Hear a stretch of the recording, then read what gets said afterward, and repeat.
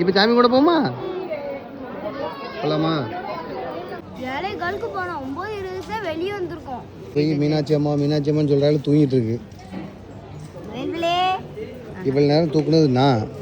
உங்கள் அம்மா என்னமோ தூக்குன மாதிரி இப்படி தூக்கி வச்சுட்டு உட்காந்துருக்கிய. இவ்வளோ நேரம் தூக்குனது யாரு? ஒரு நாள் தூக்கியிருக்கேன்.